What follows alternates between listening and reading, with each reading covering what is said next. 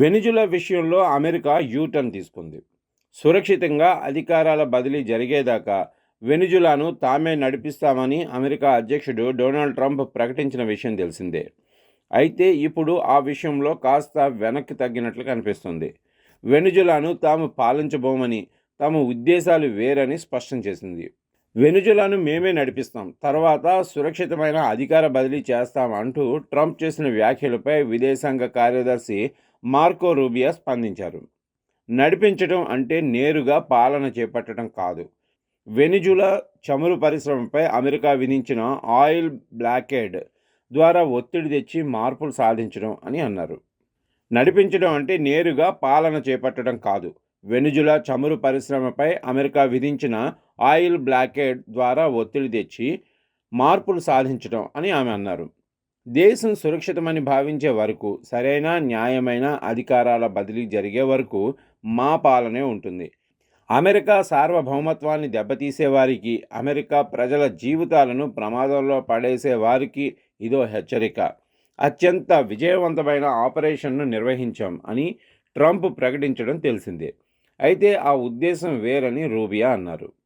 ఇప్పటికే America Venezuela చమురు ట్యాంకర్లపై ఆంక్షలు విధించింది. వాటిని కొనసాగిస్తూ ట్రంప్ ట్రాఫికింగ్ ఆపడం, ప్రజలకు ప్రయోజనం కలిగే విధంగా చమురు పరిశ్రమను నడపడం మాత్రమే అమెరికా ముందున్న లక్ష్యం అని రూబియో పేర్కొన్నారు. వెనిజులాలో చమురు వ్యాపారం అస్తవ్యస్తంగా ఉందని, అమెరికాలోని పెద్ద కంపెనీలు అక్కడికి వెళ్ళి మౌలిక సదుపాయాలను కల్పించి దేశం కోసం ఆదాయాన్ని సంపాదిస్తాయి అని ట్రంప్ చెప్పిన విషయాన్ని రూబియో ప్రధానంగా ప్రస్తావించారు. అలాగే అమెరికా ప్రస్తుతం ఉన్న సైనిక శక్తి, డ్రగ్ బోట్లు, ఆంక్షల ట్యాంకర్లను అడ్డుకోవడానికి సరిపోతుందని, అవసరమైతే సైనిక ఉనికిని పెంచవచ్చని రూబియో తెలియజేశారు.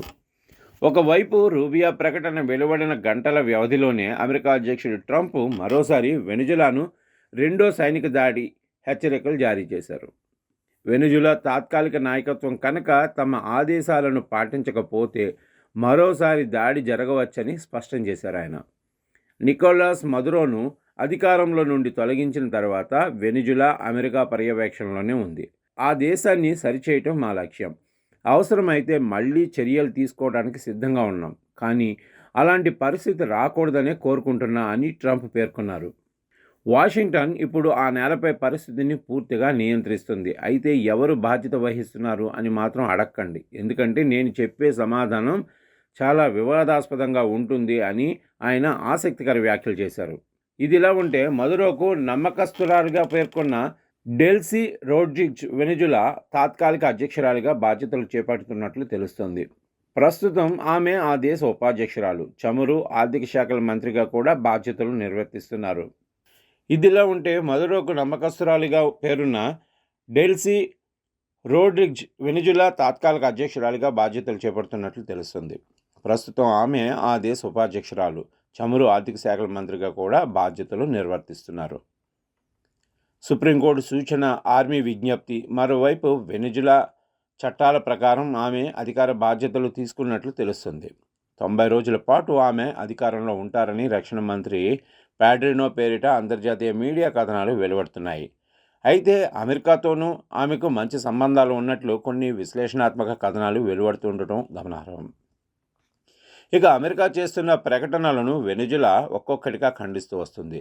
తమ అధ్యక్షుడిని పట్టుకెళ్ళటానికి అక్కడ ప్రభుత్వం ఇంపీరియలిస్ట్ చర్యగా అభివర్ణిస్తుంది.